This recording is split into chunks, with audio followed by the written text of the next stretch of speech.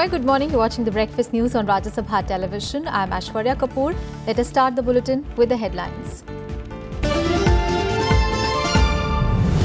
Terrorists gunned down Kashmiri BSF Jawan at his home in Bandipora. 4 family members sustained bullet injuries in indiscriminate firing by the terrorists.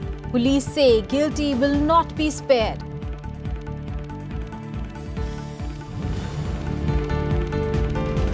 Indian Army inflicts a heavy casualties on insurgents belonging to the Nationalist Socialist Council of Nagaland Kaplang group. Operation near the Myanmar border triggered after the militants attacked an army column.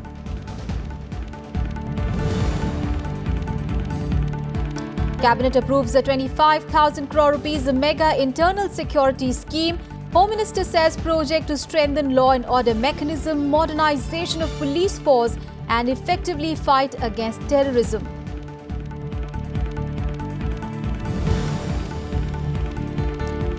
United Nations Security Council to meet today to discuss Myanmar crisis. The United Nations has called a military operation against Rohingyas in Rakhine State as ethnic cleansing. And Donald Trump looks to overhaul the US tax system. Framework released by the Republicans. Democrats criticize the plan as a giveaway for the wealthy. US President says the revamp will make the US more competitive and help the middle-class families. In a shocking news, a BSF Jawan was shot dead by the terrorists last night at his house in Jammu and Kashmir's Bandipora district. The terrorists stormed into the house of 30-year-old Ramiz Apare and started firing indiscriminately at the family. The Jawan died on the spot while 4 of his family members, his father, 2 brothers and an aunt suffered gunshot wounds. The condition of the Jawan's aunt was stated to be serious while that of the 3 others was stable. Ramiz Apare belonged to the 73rd Battalion of the BSF and was on vacation at that time. He had served the BSF for 6 years. The Director General of Jammu and Kashmir Police, SP Vaid, has termed the incident as barbaric and inhumane and has said that the guilty would be punished. More news from Jammu and Kashmir. In a strategic operation, a major hideout of Hizbul Mujahideen militant outfit has been busted by the security forces in Jammu and Kashmir's Doda district. The hideout, concealed inside a natural cave, has been unearthed during an operation in the forest area of Thana in Desa area of the hilly district. The operation was launched following the intelligence inputs about the presence of militants there. A huge cache of arms and ammunition has also been recovered from the site. This includes AK-47 assault rifles, Chinese pistols and grenades, rocket-propelled grenade rounds, under-barrel grenade launchers, 323 rounds of AK-47 ammunition and a donation collection booklet of the militant group. According to the security forces, the operation is a big blow to the nefarious designs of the militant outfits to revive militancy in the area. And the Indian Army also conducted operations against Naga insurgents belonging to along the India-Myanmar border on Wednesday. According to an army statement, heavy casualties were inflicted on the members of the Nationalist Socialist Council of Nagaland Kaplang group in retaliatory fire along the India-Myanmar border on Wednesday. The operation was triggered after unidentified NSCNK insurgents attacked an army column. No Indian soldier was injured in the attack. The army also asserted that Indian troops did not cross the international border. In June 2015, the army had conducted a similar operation against banned insurgent groups following the killing of 20 soldiers in Manipur. We have a right, we are competent to take care of our interest of securing our borders and our internal peace. Anybody who will try to disturb it should get a clear message that they will be dealt in a firm manner, what has been done in the Pakistan border previously and what has been done today, and in the future also, similar actions if needed will be taken by this government. On to the other top story. The Union Cabinet has given its approval for implementation of umbrella scheme of modernization of police forces for 3 fiscal years till 2019-20. The financial outlay for the scheme over the 3-year period is over 25,000 crore rupees. Earlier, there were 17 small schemes which were synergized and approved by the Cabinet Committee on Security. Here are the details. The centre will provide monetary support to states to modernize the police force for 3 years till 2019-20. Home Minister Rajnath Singh said on Wednesday that out of the 25,060 crore earmarked for this, the centre will provide 80%. The Cabinet Committee on Security decided that northeastern states, Jammu and Kashmir and left-wing extremism-affected states will also be covered under the project. देश की internal security की अहमियत को समझते हुए ये फैसला किया गया कि नहीं कुछ धनराशि राज्यों को मुहैया कराई जानी चाहिए। भले ही 32% से 42% शेयर उनको मिल रहा हो, इंटरनल सिक्योरिटी को स्ट्रेंथन करने के लिए, राज्यों की लॉ एंड ऑर्डर की सिचुएशन को इंप्रूव करने के लिए। The Cabinet also decided to extend the retirement age of doctors to 65 years. This is aimed at reducing the shortage of doctors. Installation of telecom towers in army cantonments was also approved to improve mobile phone connectivity. तो आज cabinet ने एक नीतिगत फैसला किया है जिसमें वह transparent mechanism the defence lands can be given to the mobile operators, to the internet service operators for having shared towers to further reinforce their connectivity. The Cabinet also approved signing the Interbank Local Currency Credit Line Agreement by Exim Bank with participating member banks under the BRICS Interbank Cooperation Mechanism. Kriti Mishra's report for Rajya Sabha TV. On to some other news. The government has downplayed senior BJP leader Yashwant Sinha's criticism of the centre, saying that the Indian economy is the fastest growing in the world and the country's credibility has been established in the international arena. While responding to a question on Yashwant Sinha's remarks over the state of the economy, Home Minister Rajnath Singh said that no one should forget that India is the fastest growing economy in the world. Bharat पूरे world की एक fastest growing economy है और इस सच्चाई को किसी को भूलना नहीं चाहिए। और आर्थिक मामलों में अंतर्राष्ट्रीय जगत में भारत की एक साख बनी है। इसकी क्रेडिबिलिटी एस्टैब्लिश हुई है इंटरनेशनल कम्युनिटी में भारत की। If you see some of the landmark reforms that this government has brought in, they are unprecedented. Something like GST was never imagined to be possible in a country of the size and scale of India. In fact, we are the largest country in the world to have implemented GST. And working with a steadfast purpose of serving the poorest of the poor.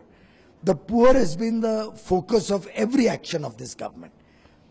I think this kind of massive structural reform, landmark reforms that this government has done, and along with that given this nation one of the cleanest government ever.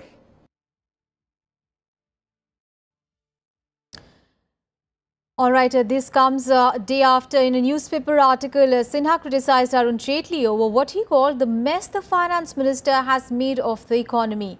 Sinha was the finance minister in the Atal Bihari Vajpayee-led NDA government.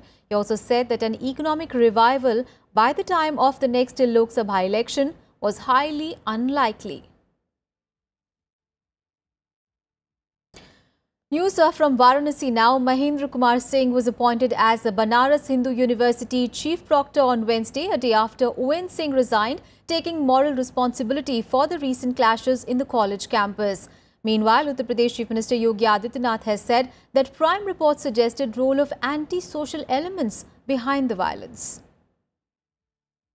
The Chief Proctor of the Banaras Hindu University, Onkar Nath Singh, resigned, taking moral responsibility for the recent violence on the campus. The Vice-Chancellor accepted his resignation.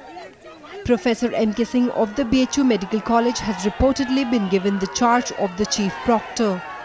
This comes after a probe committee held the BHU administration guilty of not handling the situation sensitively.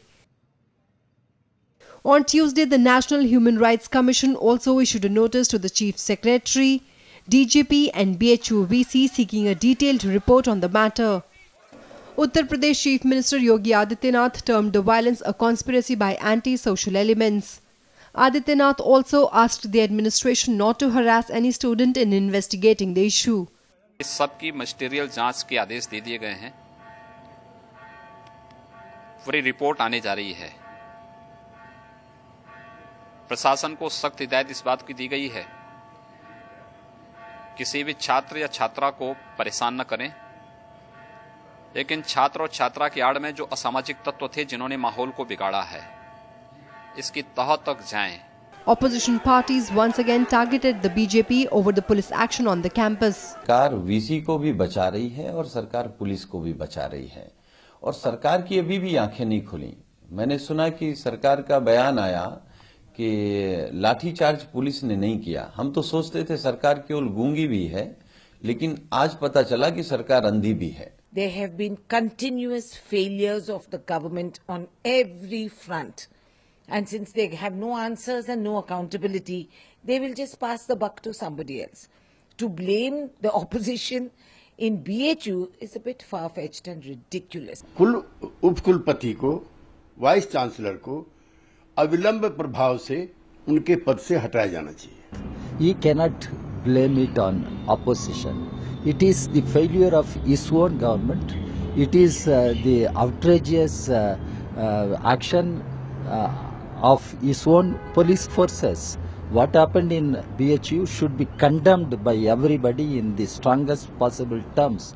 Taking cognizance of the incident, the Uttar Pradesh government ordered a magisterial probe into the violence. This was after the BHU ordered an inquiry by a retired judge on Tuesday. Violence broke out on the BHU campus on Saturday night after some students, including girls, held a protest against an eve-teasing incident. The police crackdown on the clashes left several students and policemen injured. Bureau Report, Rajya Sabha Television. On to some other news now. Chief Executive of Afghanistan, Abdullah Abdullah, is in India on a 3-day working visit. His visit was delayed by a day due to a terror attack in Kabul during US Secretary of Defense James Mattis' visit. Now, Afghan's CEO and Head of Cabinet, Dr. Abdullah Abdullah, will meet with Prime Minister Narendra Modi today. He will also hold a meeting with External Affairs Minister Sushma Swaraj in the afternoon today. Later in the evening, the Afghanistan Chief Executive will also call on President Ram Nath Kovind at the Rashtrapati Bhavan.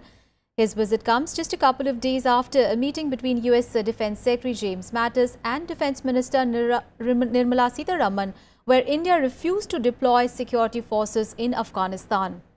Now, one of the major thrusts of his visit is to attract Indian investors for Afghanistan. He will also apprise Indian leadership of the situation in Afghanistan and preparedness of the forces in fight against Al-Qaeda and the Taliban.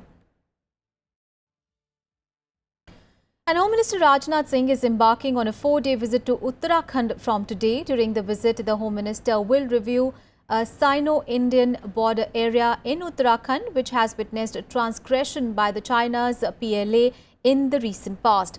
This will be the first visit by a senior minister in the Narendra Modi government to China border after the resolution of the standoff in Doklam. The Home Minister will also visit ITBP's border outposts in Ringkim, Mana and Oli area during the trip. During the visit, Rajnath Singh will also address the probationers of the IAS, IPS and other services at the Lal Bahadur Shastri National Academy of Administration in Missouri. He will also interact with the central government's additional secretary rank officers there on the first day of the visit. And on a visit to Gujarat, Vice President M. Venkaiah Naidu laid the foundation stone of a water pipeline project in Mehsana under the government's Sujlam Suflam Yojana.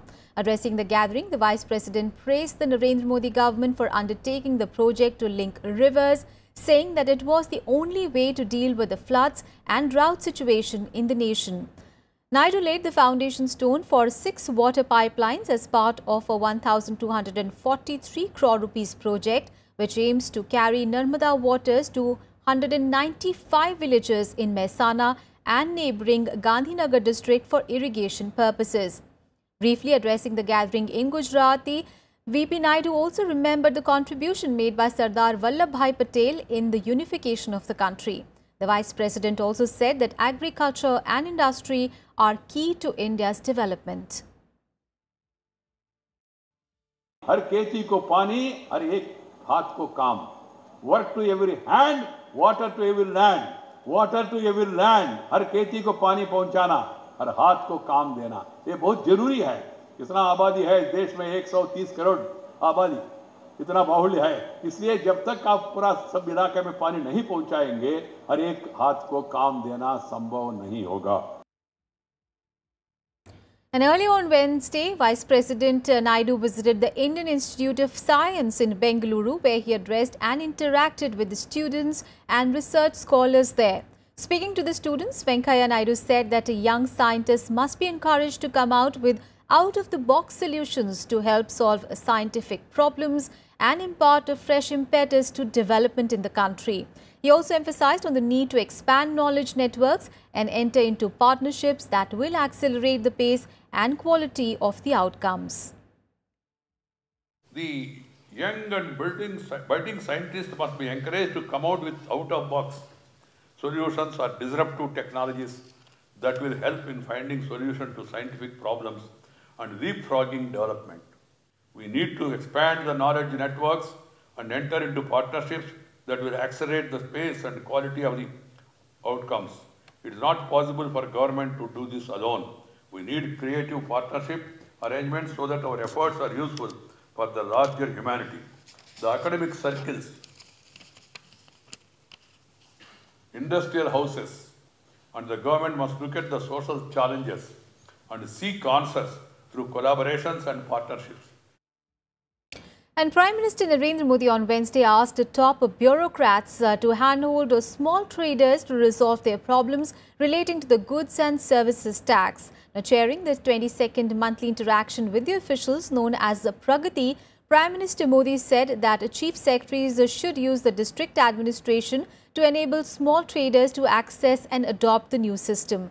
During the interaction, Prime Minister reiterated that small businesses must register with the GST network to take advantage of business opportunities.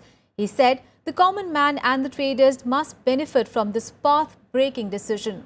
The Prime Minister also called for sustained efforts to boost digital payments and work towards a less cash society. He asked the Secretary of Financial Services to look at ways to increase the use of RuPay debit cards that have been issued to Jan Dhan account holders.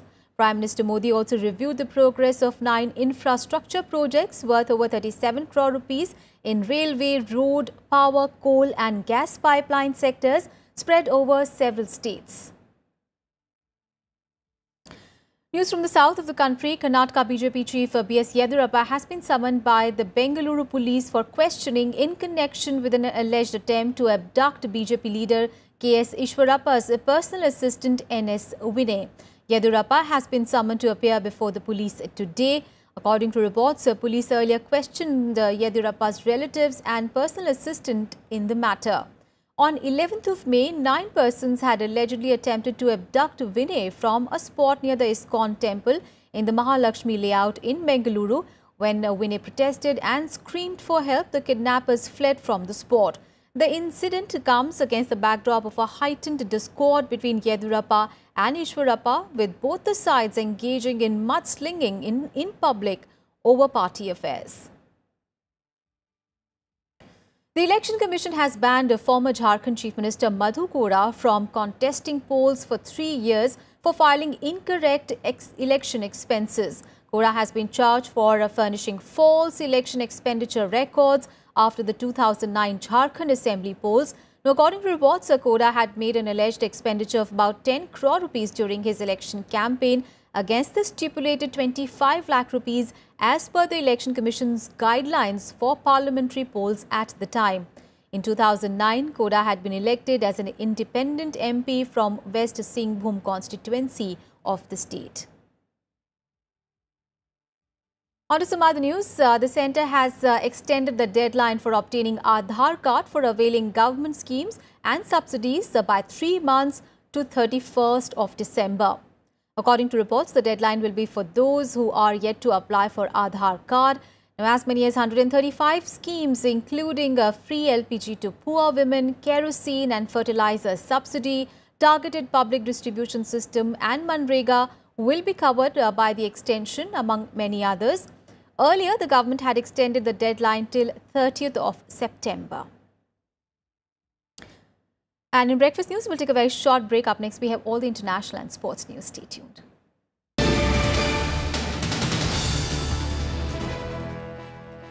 Thanks for staying with us. News from Pakistan now, where the country's foreign minister has admitted that Mumbai terror attack mastermind Hafiz Saeed, the Haqqani network and the terror group Lashkar-e-Toiba are liabilities for his country and for the entire South Asian region. He also said that Pakistan did not have assets to match their liabilities. Now, speaking at the Society Forum in New York on Wednesday evening, Khwaja Asif said that Jamaat-ud-Dawa chief Hafiz Saeed is under house arrest, but Pakistan needs to do more. Asif acknowledged that Pakistan has to continue its efforts in dismantling terrorism, but added that it needs time and assets to do the job. However, he also said that the US, which is putting pressure on Pakistan to tackle terrorist groups operating from its soil, used to treat them as darlings just 20 to 30 years back.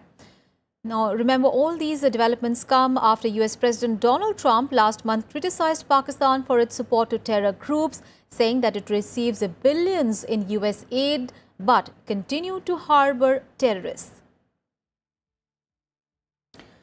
And as the Rohingya crisis garners more and more attention each day, the United Nations Security Council is set to meet today to discuss the matter. UN Secretary General Antonio Guterres will also brief the attendees on the crisis which has been raging in Myanmar since 25th of August. Now, the United Nations has accused the Myanmar military of carrying out ethnic cleansing in the region and has demanded immediate steps to end the conflict. The United Nations Security Council will meet today to discuss the violence in Myanmar. Britain, France, the US and 4 other non-permanent members, Egypt, Kazakhstan, Senegal and Sweden, requested the meeting. The meet comes after more than 430,000 people, mostly Rohingya Muslims, fled an army campaign in Myanmar in recent weeks and crossed into Bangladesh. The meeting will witness a briefing from UN Secretary General Antonio Guterres on the crisis. While the United Nations has described the military operations as ethnic cleansing, Myanmar has objected to it. Terms such as atrocities, ethnic cleansing, and genocide must not be used lightly. The use of such terms should be considered only after there is solid evidence. Atrocities, ethnic cleansing, and genocide are very serious charges that require legal review and judicial determination. They should not be bandied about and used loosely. The crisis erupted on 25th of August when an insurgent Rohingya group attacked police outposts in Myanmar's Rakhine state. That prompted Myanmar's military to launch clearance operation against the rebels, setting off a wave of violence that has left hundreds dead and thousands of homes burnt and civilians fleeing to neighboring countries. The Security Council earlier this month called for immediate steps to end the violence. On Wednesday, United Nations refugee chief reiterated the call. It was also very obvious to me when I visited northern Rakhine that was just a matter of time before terrorism would spring up from the situation of discrimination of poverty that prevailed in that area. The terrain is very fertile for that. So it's also a question of addressing this issue not only for the Rohingya, not only for northern Rakhine, but for the entire region. In the wake of the crisis, many nations are pushing the Council to threaten sanctions against Myanmar's government and urging countries to review military cooperation. Myanmar's de facto leader and Nobel Prize winner Aung San Suu Kyi is facing widespread criticism over her failure to quell the crisis. Bureau Report, Rajya Sabha TV. On to news from the United States, where President Donald Trump has proposed the most sweeping overhaul of the US tax code in decades. A framework released by the Republicans calls for lowering the tax rate for corporates from 35% to 20%, among other changes. The president said that the revamp will make the US more competitive and help the middle-class families.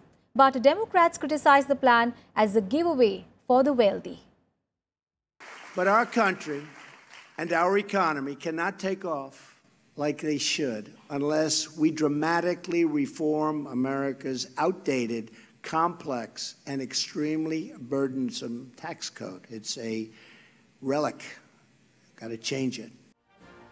Donald Trump unveiling his plan for shaking up America's tax system, saying that deep cuts would make the US more competitive and help ease the burden on middle-class families.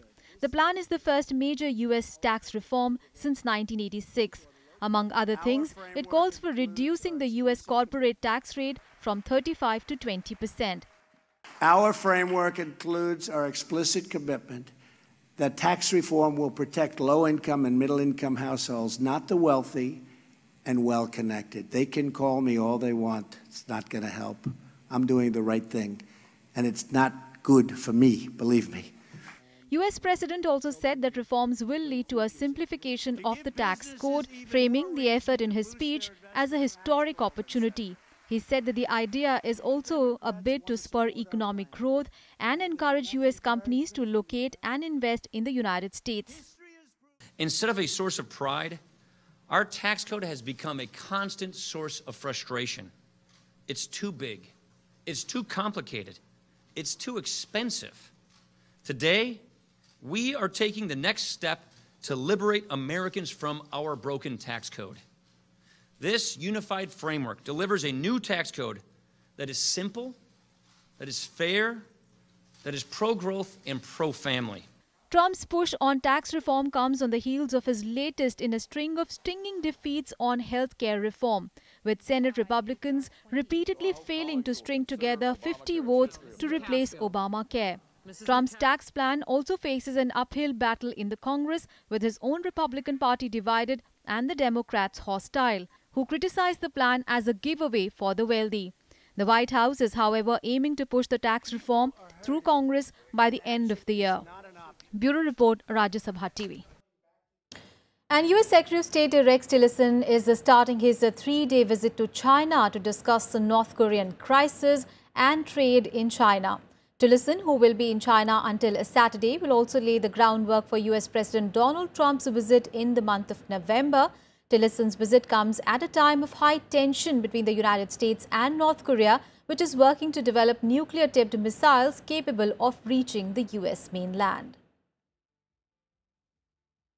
And on to sports now. India will take on Australia in the 4th one-day international cricket match at M. Chinnaswamy Stadium in Bengaluru today. India is looking for a 4th win this time to maintain supremacy and retain its top spot in the ICC rankings for ODI teams. Remember, India has already clinched the 5-match ODI series by winning the 3rd match at Indore on Sunday by 5 wickets.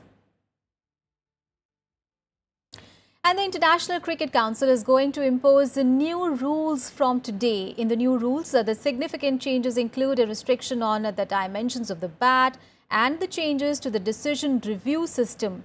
From now onwards, the players can be sent off for misconduct during matches. Also, in case of boundary catches, airborne fielders making their first contact with the bat, ball will need to have taken off from within the boundary. Otherwise, a boundary will be scored. Besides these, a batsman can now be caught out, stumped or run out even if the ball bounces off the helmet worn by a fielder or a wicket-keeper. Now, all these rules will come into effect from the 2 upcoming Test series when South Africa hosts Bangladesh and Pakistan takes on Sri Lanka in the UAE.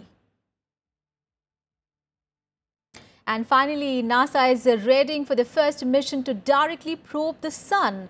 Now, launching in June 2018, a Parker solar probe will dive into Sun's atmosphere and is set to orbit the Sun in 2024. Once launched, the spacecraft will send back data around 89 million miles away.